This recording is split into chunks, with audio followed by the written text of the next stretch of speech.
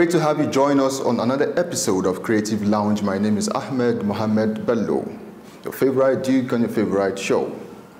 On today's episode, we will be talking to a very interesting artist. She's been painting for close to 3 decades. Her journey is a very interesting one, and I know you can't wait to meet her. Don't go nowhere. We'll be right back.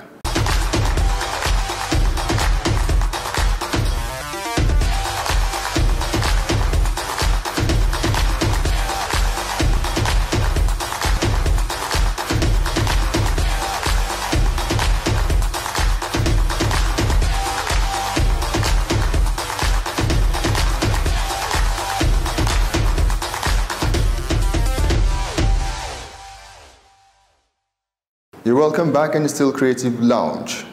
Our artist is here. You know, she's a very prolific one. I know you've been waiting to meet her. She's sitting right here. Her name is Mrs. Pauline Malize. You're welcome, Mrs. Pauline. Thank you very much, the Duke of Abuja. Yeah, the Duke of Abuja. That's me. It's my pleasure being here. It's an honor having you here too. Been following up your works, and I realized you've been painting for a very long time, long before I was born. Yes. That's really amazing. How did you start? Well, it's been a long journey. I started painting as a little kid, I remember. Right from kindergarten days, I would actually draw things from storybooks and stuff. And I never really stopped. And then I went on to secondary school rather. When I got there, the art class was fun because we always draw things, once it was time to do that or for art class, I would get excited. Yeah. And then, I would actually use mirror to draw my face. It was that, wow. It was that crazy, to really be able to get the features because I would always draw. And then during holidays, I would always, constantly from magazines, do portraits of Chagall during those days, Denzel Washington, I had a sketch pad, then I would always draw something. That was where the journey began. And then when it was time to go to university, I actually went to IMT, Institute of Management and Technology in Enugu. And they're actually known for arts. They're quite popular for that. So I got in there and it continued, And then, of course, you know how it is. You do all the courses and then you specialize in what I specialized in, painting. That was my major, really. Okay. And then, that was actually how my journey began. In the course of your journey, did your parents support you? I know how parents could be very strict back then. Oh, no, they didn't have any problem with it at all. They encouraged me, they were like, as long as it's what you want to do, I had all their support. So, and my mom had a bit of a flair for arts as well, and a few of my siblings too had it too. So it was a normal thing at home. So since then, did you delve into something else, or it's just been art? I did at some point. Yeah. Initially, after I graduated, youth service, I tried to get a job, which was normal. It didn't come so early. And then I continued with my painting and all that. I had a few exhibitions there. And I stopped at some point. Okay. What actually happened was after an exhibition, I had a client that wanted that bought some works off me. Okay. And they wouldn't pay up. So, I got frustrated because I kept going to his office and it was as if I was calling for something else. And I said, you know what? I'm not going to do this anymore because I needed to fend for myself. I needed to do something. So I went into business for a short while and then relocated to the UK. Okay. To do my, just for a while. And then, fast forward, years later, I got a call from a friend of mine. She lives in the US. And she said to me, Pauline, I'd like you to, that she wanted to buy some art. I said, well, I don't really paint anymore. She said, okay. I gave her a number of an artist. And she called her and then saw her works online. And she came back to me and said, Pauline, I actually want you to do this. So I said, okay, since you're insisting, and I took it up as a challenge, and I said, okay, I'll do this. And then I said, you know, like painting. I have an artist friend of mine as well, so I called her and she said, okay, you can come to the studio and then use at least warm up a bit. And I was doing that. You know, I was painting every day. And then when I got the job, you know, it was a portrait of her mom. And then I did it, and she was halfway. She couldn't believe it. She said, "Whoa, this is good." And then she, you know, gave me another commission work for her father's own. And then that was how the journey began, really. And then I started. I never stopped since then. Wow. And I said to myself, of course, I knew, because anytime I paint, you know, it's fun. You know, like you walk in and you see colors, and I'm excited. You know, that's I get that. Basically how. So, what would you call your style? You've talked about portraiture. Yeah. Do you do any other style apart from portraiture? I do a bit of realism mixed with abstracts. It's not called realism. You know, I just give it a twist a bit. Okay. And then sometimes I do abstracts as well. What I do is like each time I work, I pick a particular genre. Like, if it's abstract, I probably do a couple of it. Okay. And then the realism part, like I said, it's not called realism. You know, I might probably do do a picture of someone sitting down, but it would probably put the features to make it like, you know, the form will be exact. Something like that. So I do that. So you've been painting for almost 3 decades now. Yes. There must have been differences in your style. Maybe at a point you feel like, okay, I want to do something must have changed. I'm sure it wasn't just the same all through. Yeah, definitely it's changed, because during that era, you know, we did a lot of realism, right? And then the abstract, and then you put a lot of motifs, you know, like African motifs and stuff. You rarely find them in works now, you know.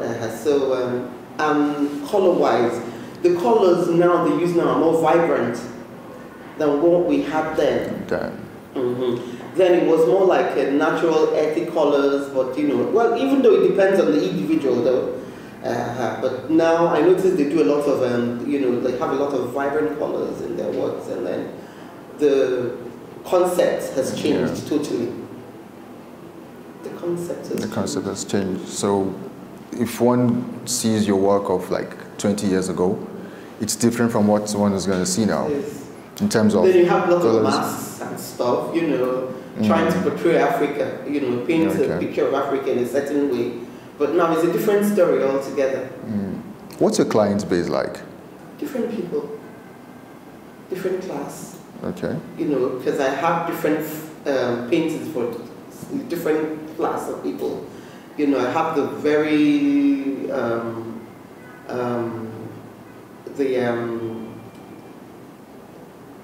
how would I put it now? I have the middle. Well, I don't want to use the word middle class, but I have the different class of people. They're very rich and not so rich. You know, you can always find something to buy from me. So, for as high as 2 million, for as low as for as high as 6.5. You know, but it depends on the size. Depends on the medium. Okay. You know, and how much work I put into it. You know, my style, I try to do impasto.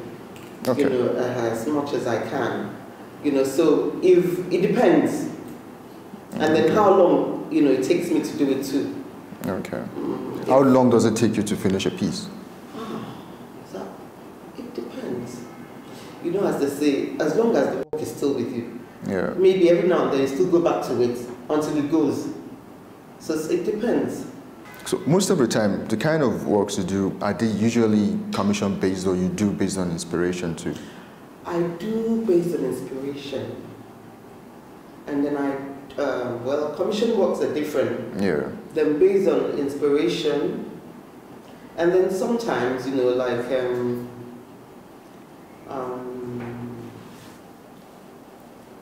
just basically inspiration, and then, you know, whatever. What inspires you? to paint? If you wake up and decide to... Everything around me, nature, everything around me. It could be some, you know, something somebody's wearing, you know, or probably the way someone is sitting, or a car driving by, you know, anything, you know, just nature, everything around me inspires me. So you could just wake up one day and feel, oh, I want to paint, I want to paint a man with a red cap, and you just... Yes, probably do something traditional. I just go that way, like, okay, I want to portray, you know, something about the tradition, you know, how the marriage is done in my area or something, you know, something like that, or probably the scenery of because where I come from the eastern part of Nigeria, and I'm from Obo, it's a place called Obo Navy. Okay. My husband is from Anambra State, so from Enugu State. Yeah. I'm from Anambra State. Where I come from, they have a lot of hills there. Okay. So if you're driving down there, you know, down the road, you know, you see all the trees and stuff, you get inspired by that, the colors, the birds, you know, everything, streams, trees, you know, trees, so many things. People. And then there's a place they call like a masquerade house in my area. Okay. You know, things you see mural on the walls of that place. So the masquerades, there's so many things get inspiration from. So for you, unlike other artists, like take for example myself, I can't just wake up and paint sometimes. Sometimes I need to do certain things to put myself in that space. Are you always ready, or you have a creative process? I'm always ready, except if I have some things to do outside. You know, like, you know, I've conditioned my mind. Like every day I put in a couple of hours into my work. That's what I do. Like I said, it's a full-time work for me, a full-time job for me.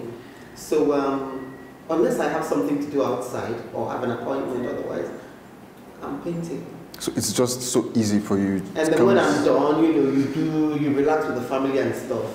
So that's how it is. How has painting impacted your life? You know, there are times you must have had doubts, fear. You know, am I in the right space? Am I doing the right thing? How have you dealt with things like that? That's a good question. I would say, of course, sometimes, you know, like, you know, when you want to take risks, sometimes you have fears and stuff. Yeah. You know, I've been in that space before, like, I've had a situation whereby sometimes you want to do something like, you know, like you want to exhibit, you're like, what will the perception be like? What will they really like it? You know, you have fears like that. But what I say to myself is just put it out there. Go out there. You never know until you go out there. So I just go on with it, and then whatever comes out of it, I take it positive, negative. Whatever, of course, it can't be all negative. Even if you have some, you know, like, you get some criticism, you know, you take it in a positive light and then impacting your work next time you're working. So that's what I do, basically. Good. So it's just being courageous and not relenting. Be courageous and be consistent. Okay. Consistency is very important too. My mom would always say to me, anything you're doing, be consistent. You know, it might not really pay off initially because nothing comes easy, really. You know, you just have to believe in yourself too, and then work towards it consistently. And as you're working, you improve, and then you probably delve into other things as well. You know. Okay, would you discover yourself too? Okay, would you tell us, you know, which of your paintings is your favorite? Very favorite. You must have that one particular painting you don't want to let go. I think every artist has that. Do you know what? I'll tell you what. Yeah. I was discussing with a friend of mine, most of the works, when it's time to go, you feel attached to it. Yeah. Oh, it does happen. It happens, yeah. Because, you know, like, you want to sell, but then when it's going, you're like, and sometimes I'm happy if it's somebody I know. At least I know I'll walk into the house and there's still seats, you know, sitting comfortably somewhere. Yeah. You know, that's how it is. And then, there's one I like. Okay. I call it the social introvert. The social introvert. It's about a young girl, you know, She's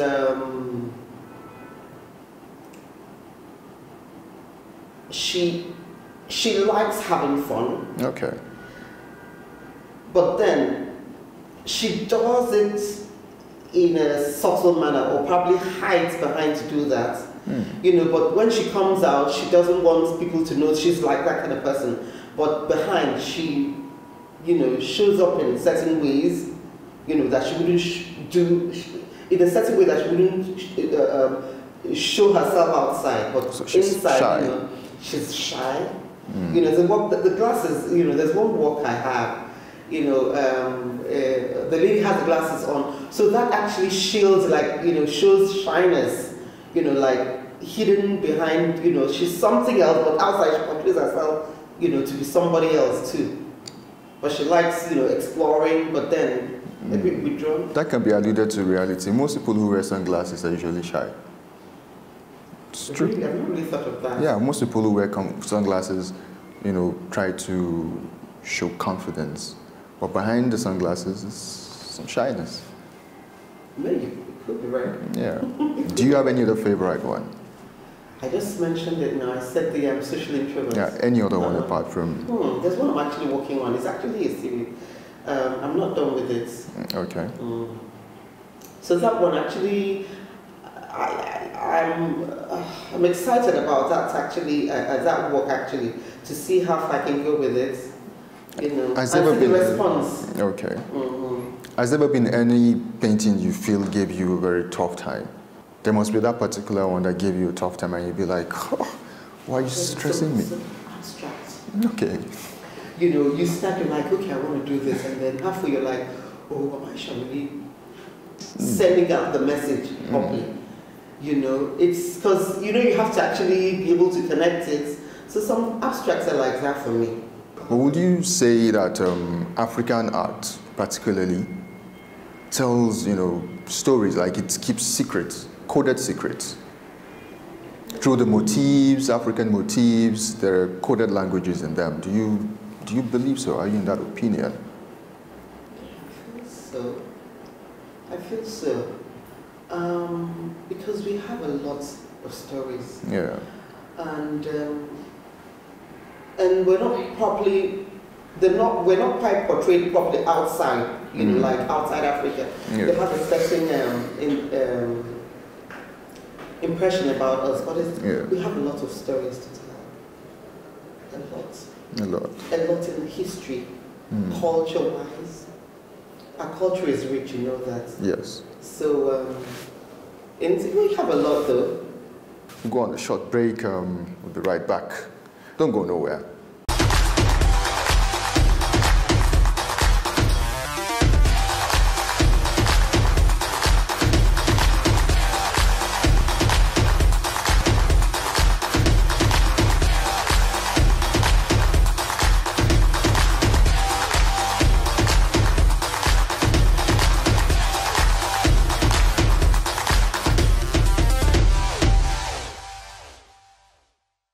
You're welcome back, and it's still Creative Lounge.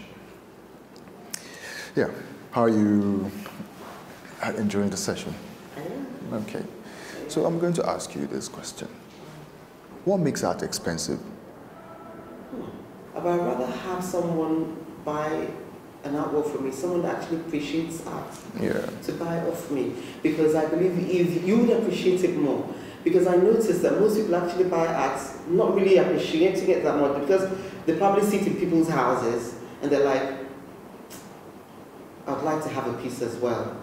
But if you buy, if someone, an avid art lover buys a work from you, you'd appreciate it, knowing that after some years, the person will probably know how to keep the work well. You know what I mean? You feel satisfied knowing it's in safe hands. Exactly. Exactly. So. Okay. How do you deal with something like this?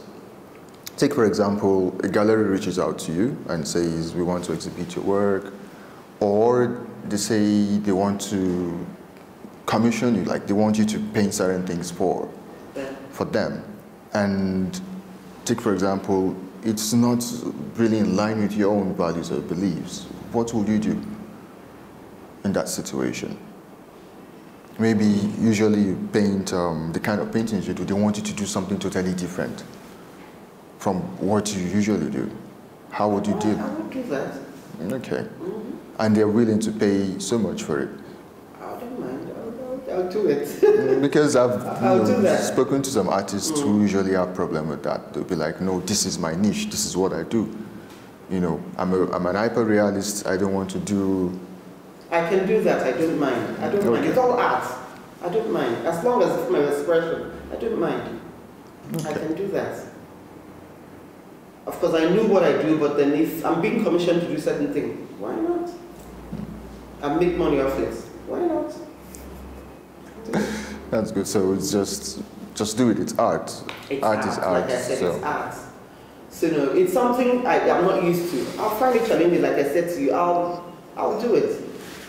I'll push myself and see how far I can go with it, and probably, you know, satisfy my clients as well. You know, so why not? So in the course of painting over the years, have you joined any association? You know, do you belong to any art body? Female Association of Arts. Okay. Nigeria.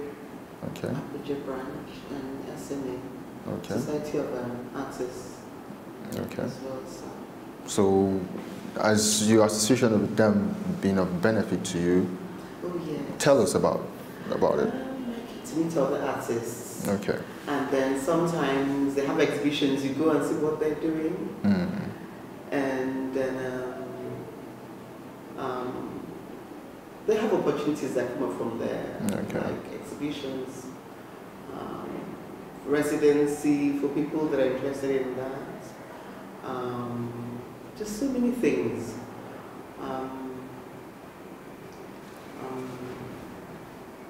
Then, like I said, you know, opportunities. There's so many opportunities that come up, you know, and you participate if you want to participate. Okay. Residents, like I said earlier, so many other things, you know. And then you get to meet people. So belonging to an association is beneficial. It is. In your course, you have a sense of belonging as well. Okay. You know, you see what artists are doing, and then sometimes you create fun for ourselves sometimes. And also a form of inspiration when you see what others are doing too. In your course of years, have you had people you trained or you're training, or even your own kids? Is there any of them who is interested in what you do? My daughter actually, she has a flair for arts. Okay. She's sketchy, she has very strong support. She can't really settle down to do that. But like, she paints, she draws very well. Hasn't painted, but she draws very well. And then some of my, I have a nephew as well that is interested. He keeps sending me some sketches. Okay. And I can encourage him, so, you know, that's it. Okay. So there are so many young girls out there who are wishing and willing to be like you, to stand strong and, you know, be able to work and do something, you know, even when they're like your age, they want to remain relevant. How would you tell them to do that? Just be piece of advice. Just be consistent. Push yourself. Just keep pushing, and then you have to love what you do as well. Yeah. Because once you love what you do, it's it makes you become more comfortable doing that. You know, so you just be persistent, have a focus, drive yourself through. So that's basically. Do you have any plans for exhibitions anytime soon? Yes, I do. When are we looking at? Sometime this year. Okay. Sometime this year, I'll let you know. And those will be new works or some we've seen recently? Some of the ones you've seen. Okay. And new works. So, okay. I would certainly want to be there. I'll invite you. This is how much you can take today. I wish we could continue talking because it's really interesting, you know, having you share your journey with us. Thank you. I hope we see you next time if we invite you. Certainly. Okay. Thanks for having me too. You're welcome. We've come to the end of this episode of Creative Lounge. See you same time, same station next week. I remain your host, Ahmed Mohamed Bello. Bye for now.